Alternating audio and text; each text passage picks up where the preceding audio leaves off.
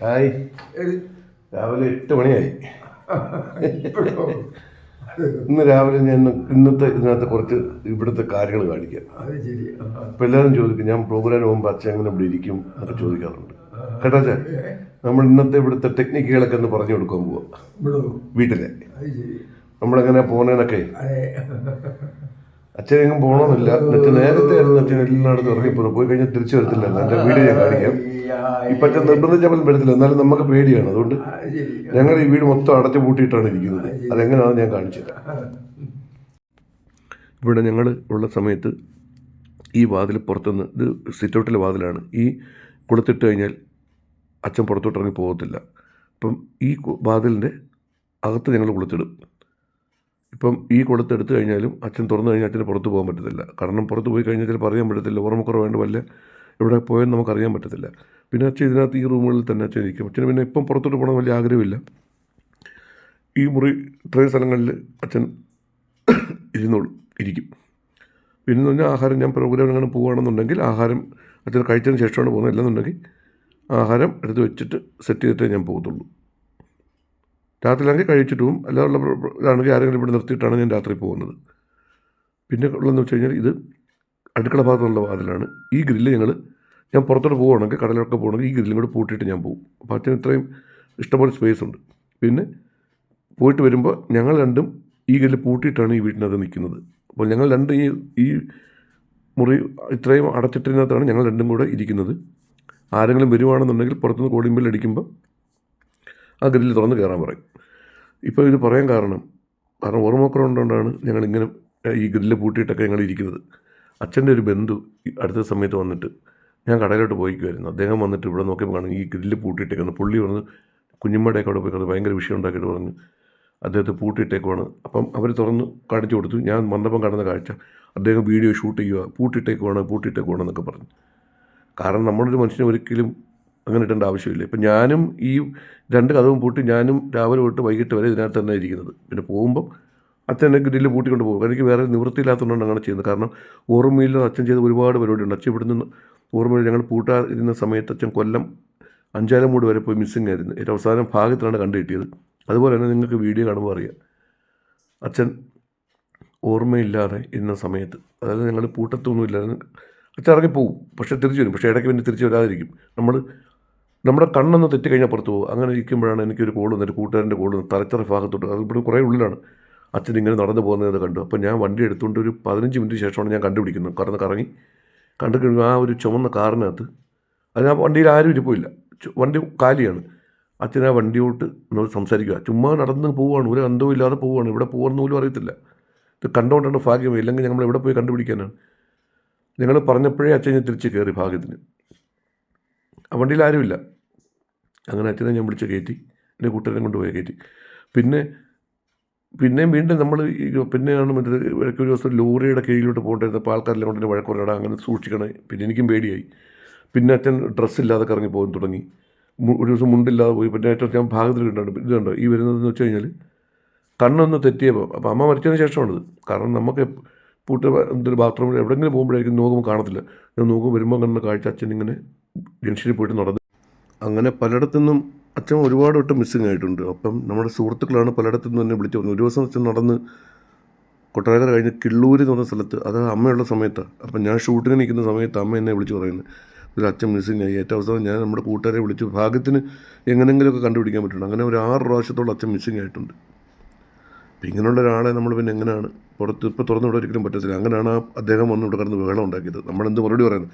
അങ്ങനെ ഞാൻ അങ്ങനെയോട് കുറച്ച് ചീത്തവിളിയൊക്കെ ഉണ്ടായി. കാരണം എനിക്ക് ദേഷ്യമുണ്ട്. കാരണം ഇത്രയും നമ്മൾ മാനസികമായിട്ട് പല രീതിയിൽ നിൽക്കുമ്പോഴാണ് ഇങ്ങനെയുള്ള ഓരോ ആൾക്കാർ വന്ന് നമ്മുടെ ഇങ്ങനെ സംസാരിക്കുന്നത്. അത് നമുക്ക് സത്യം പറഞ്ഞാൽ മനസ്സിന് ഒരുപാട് വിഷമം കൊണ്ടുവരുന്ന സംഭവം.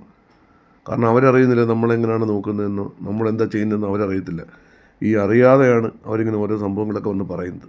അതുകൊണ്ടാണ് ഞാൻ ഈ വീഡിയോ ചെയ്തത്. ഇപ്പം അച്ഛനെ സംബന്ധിച്ച് അച്ഛൻ ഹാപ്പിയാണ്. അച്ഛനെ പുറത്തോട്ട് പോകണമെന്നൊന്നും വലിയ ചിന്തയില്ല. പിന്നെ ഞാൻ ഒന്നിക്കൊന്നിടയുടെ അച്ഛനെ കൊണ്ട് വണ്ടിയിൽ കൊണ്ട് കറക്കും. ഇപ്പം തന്നെ പക്ഷേ പുറത്തിറങ്ങി കഴിഞ്ഞാൽ ചിലപ്പം വിട്ടുപോകും. എന്നാലും എന്നെ കൊണ്ടാവുന്ന രീതിയിൽ ഞാനിങ്ങനെ അച്ഛനെ എല്ലാ ദിവസവും, മിക്ക ദിവസവും ഒന്നിക്കൊന്നിടയുടെ ഞാനിവിടെ വണ്ടിയിൽ കറങ്ങാറുണ്ട്, എല്ലാം പോകാറുണ്ട്. ഇതാണ് ഞങ്ങളുടെ വീടിനകത്തുള്ള ഞങ്ങളുടെ ഒരു ജീവിതം. പിന്നെ രാത്രിയിലൊക്കെ ആകുമ്പം കുഴപ്പമില്ല. കാരണം ഒരു പയ്യൻ ഇവിടെ ഉണ്ടായിരുന്നു. ഇപ്പോൾ അവൻ കുറച്ച് ദിവസമായിട്ട് അവൻ ഇവിടെ ഇല്ല. അവനെന്തോ ആവശ്യമായിട്ടും പോയതാണ്. അപ്പോൾ ഇങ്ങനെ അപ്പോൾ അങ്ങനെ നമ്മൾ ഒരുപാട് ബുദ്ധിമുട്ടിലൂടെയൊക്കെയാണ് ഇങ്ങനെ പോയിക്കൊണ്ടിരിക്കുന്നത്. ബുദ്ധിമുട്ടെന്ന് വെച്ച് കഴിഞ്ഞാൽ എൻ്റെ ഒരു പ്രൊഫഷൻ എന്ന് വെച്ച് കഴിഞ്ഞാൽ ഞാനൊരു കലാകാരനാണ്. എനിക്കൊരു വരുമാനം എന്ന് വെച്ച് കഴിഞ്ഞാൽ കലയിൽ നിന്ന് കിട്ടുന്നതാണ് എൻ്റെ വരുമാനം. അല്ലാതെ എനിക്ക് വേറെ സമ്പാദ്യമൊന്നുമില്ല. എനിക്ക് പ്രോഗ്രാമിന് പോയാലും ഷൂട്ടിങ്ങിന് പോയി കഴിഞ്ഞാൽ മാത്രമേ എനിക്ക് എൻ്റെ കാര്യങ്ങളൊക്കെ നടന്നു പോകും. എനിക്കൊരു കുടുംബമുണ്ട്. പക്ഷേ അച്ഛൻ്റെ ഒരു അവസ്ഥ കാരണം എനിക്ക് എൻ്റെ കുടുംബത്തെ പോലും അവിടെ പോയി കാണാനുള്ളൊരവസ്ഥ എനിക്കിപ്പോൾ ഇല്ല. അവരിടയ്ക്ക് വന്ന് ഇവിടെ കാണും എന്നെ. കാരണം അച്ഛനെ ഇട്ടിട്ട് എനിക്ക് പോകാൻ പറ്റത്തില്ല അങ്ങനെ. അതുപോലെ തന്നെ ഈ ഞാൻ പറഞ്ഞില്ല വീട്ടിൽ നിന്ന് ബഹളം ഉണ്ടാക്കിയെന്ന് പറഞ്ഞാൽ അവൻ എൻ്റെ അടുത്ത് അവൻ പലയിടത്തും പറഞ്ഞു നടന്നിട്ടുണ്ടായിരുന്നു. അവൻ നോക്കുന്നത് അച്ഛൻ്റെ പെൻഷൻ കാശ് കൊണ്ടാണ്. അച്ഛന് കിട്ടുന്ന പട്ടാളത്തിന് കിട്ടുന്ന പെൻഷൻ കൊണ്ടൊന്നും എനിക്ക് ജീവിക്കേണ്ട ഒരു ആവശ്യമില്ല. ഇത് പക്ഷേ ഒരു പക്ഷേ അവനിത് കാണുന്നുണ്ടായിരിക്കാം. അതുകൊണ്ട് പറയുകയാണ്, ഒരു 2 പ്രോഗ്രാമിന് പോയി കഴിഞ്ഞാൽ എനിക്ക് ആ പൈസ ഇരട്ടി കിട്ടും. ഞാൻ വളരെയേറെ കഷ്ടപ്പെട്ട് 2002 തൊട്ട് ഒരുപാട് പേരുടെ കാല് പിടിച്ചും കൈ പിടിച്ചും ഒക്കെയാണ് കലാരംഗത്ത് വന്ന് നമ്മൾ എന്നെ കൊണ്ടാവുന്ന രീതിയിൽ എനിക്ക് ഒരു പേരുണ്ടാക്കാൻ പറ്റിയിട്ടുണ്ടെന്ന് വിശ്വസിക്കുന്നു. എനിക്ക് അത്യാവശ്യം പ്രോഗ്രാമുണ്ട്, ഷൂട്ടിംഗ് ഉണ്ട്. പക്ഷേ അച്ഛൻ്റെ ഒരു ഇത് കാരണം എനിക്ക് ഇപ്പം കുറച്ച് ഞാൻ ബാക്കിലോട്ട് വലിഞ്ഞ് നിൽക്കുകയാണ്. കാരണം എനിക്ക് ഷൂട്ടിങ്ങിന് പോകാൻ പറ്റാത്തൊരവസ്ഥയുണ്ട് ചില സ്ഥലങ്ങളിലൊക്കെ. പക്ഷേ ഇപ്പോൾ എനിക്ക് പുതിയൊരു വർക്ക് വന്നിട്ടുണ്ട്. അത് ഞാൻ ജോയിൻ ചെയ്ത് ചെയ്യാനുള്ള പരിപാടികളൊക്കെ നടന്നുകൊണ്ടിരിക്കുകയാണ്. അപ്പോൾ ഈ പറഞ്ഞവന്മാരൊക്കെ നോക്കണ്ടെന്ന് വെച്ച് കഴിഞ്ഞാൽ അങ്ങനെയുടെ പെൻഷൻ കാശ് കൊണ്ട് അച്ഛൻ്റെ പെൻഷൻ കാശ് കൊണ്ട് എനിക്ക് നേടണ്ട. കാരണം ആ പൈസ അച്ഛനെ നോക്കാനൊരു പയ്യൻ നിൽപ്പുണ്ടായിരുന്നു. അവനിപ്പം 1-2 ആഴ്ചയായിട്ട് അവൻ വരുന്നില്ല. അതുപോലത്തെ ഓരോ ബുദ്ധിമുട്ടുകളായിരിക്കും, അതുകൊണ്ടായിരിക്കും അവൻ വരാത്തത്. അപ്പം ഇത് ഈ പറഞ്ഞുകൊണ്ടാണ് ഞാൻ ഈ വീഡിയോ എല്ലാം ഇടുന്നത്. കാരണം ഓക്കെ, നിങ്ങൾ കട വരെ പോയിട്ട് വരട്ടെ? ഓക്കെ, കട വരെ പോയിട്ട് വരാം. ഇരിക്കണേ ഇവിടെ ജംഗ്ഷനിൽ പോയിട്ട് വരട്ടെ? അച്ഛൻ വരുന്നോ? ചെമ്പാ വരുന്നോ? എന്തു പറ്റി? ഇപ്പൊ മഴയൊന്നുമില്ല. വരുന്നെങ്കിൽ വാ, നമുക്ക് ഒരുമിച്ച് വരുന്നോ അച്ഛൻ? ഇല്ല, ഞാൻ പോയിട്ട് വരട്ടെ? അച്ഛൻ അവിടെ തന്നെ ഇരുന്നോളൂ. ഞാൻ പോയിട്ട് ഇരുന്നാലും അച്ഛൻ അവിടെ ഇരിക്കും. പിന്നൊരു പ്രത്യേകത എന്ന് കഴിഞ്ഞാൽ ഒരു മനുഷ്യർക്ക് ഇങ്ങോട്ട് കയറി വരാൻ പറ്റത്തില്ല. ഇവനും എപ്പോഴും ഇവിടെ ഉണ്ടാവും. ഞാൻ പോയി കഴിഞ്ഞാലും ഇവൻ അച്ഛനൊരു കാവലായിട്ട് ഫുള്ളും ഉണ്ടാവും. അച്ഛന് ചോറും പുളിശ്ശേരിയും മുട്ടക്കറി നമ്മൾ രാവിലെ വെച്ചാണ്. ഉച്ചക്കലത്തിൽ കൂടെ ചോറിൻ്റെ കൂടെ നമ്മൾ വെച്ചായിരുന്നു.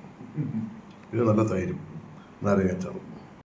ഇപ്പം ഇങ്ങോട്ട് വരുന്ന വഴിക്ക് ഞാൻ കട വരെ പോയിട്ട് വരുന്ന വഴിക്ക് നല്ല നാരങ്ങയും പാവയ്ക്കയും ഉരുളക്കിഴങ്ങും എല്ലാം ഇവിടെ വെച്ചു. നാരങ്ങ മേടിച്ചു. നാരങ്ങ നമുക്ക് വൈകിട്ട് നാരങ്ങ വെള്ളം പൊഴിഞ്ഞില്ല. ഒരു സോഡയും മേടിച്ച് വെച്ചിട്ടുണ്ട്. നമ്മുടെ ഈ വീഡിയോ കണ്ടിട്ട് ഒരു ചേട്ടൻ പറഞ്ഞത് നമ്മുടെ ഉപ്പും സോഡയും നാരങ്ങ വെള്ളം ചേർത്ത് അച്ഛന് കൊടുക്കണേന്ന്. ഞാൻ ഇടയ്ക്ക് കൊടുക്കാറുണ്ട്. ഞാൻ മധുരമായിരുന്നു കൊടുക്കുന്നത്, ഉപ്പിട്ട് കൊടുക്കാം. അച്ഛൻ ചോറ് കഴിക്കുകയാണ്. അപ്പോൾ ഒക്കെ അച്ഛൻ ചോറ് കഴിക്കുക. നല്ല ഉള്ളിക്കറിയാണ്.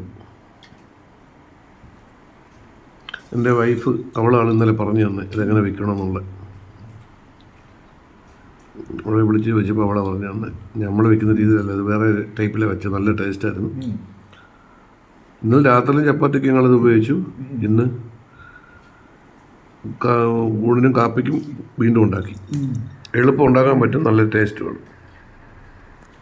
അച്ഛനെ ചില തൈരോട് ഒഴിച്ചത് അച്ഛാ തൈരുണ്ടേ ഒഴിക്കട്ടെ? നല്ല തൈര്.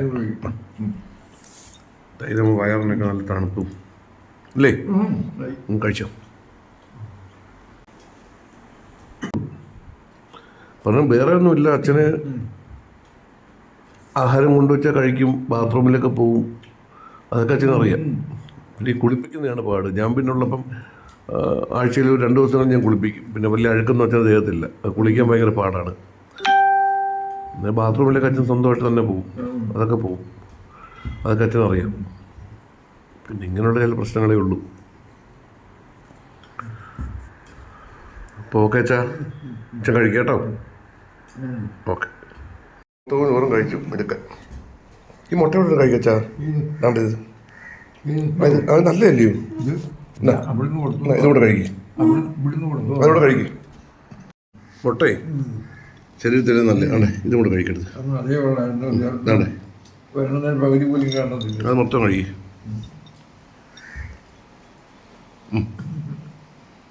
അച്ഛൻ ചോറെല്ലാം ഉണ്ട്, അടിപൊളി കുട്ടപ്പനായി അല്ലേ? ഇനി കുറച്ച് നേരം സുഖമായിട്ട് കിടന്ന് ഉറങ്ങണം കേട്ടോ. എന്തുവാ ഓക്കെ അതെല്ലാം കൂടെ ശരിയാവത്തില്ല. ആ ശരിയാവും. ഓക്കെ അച്ഛാ.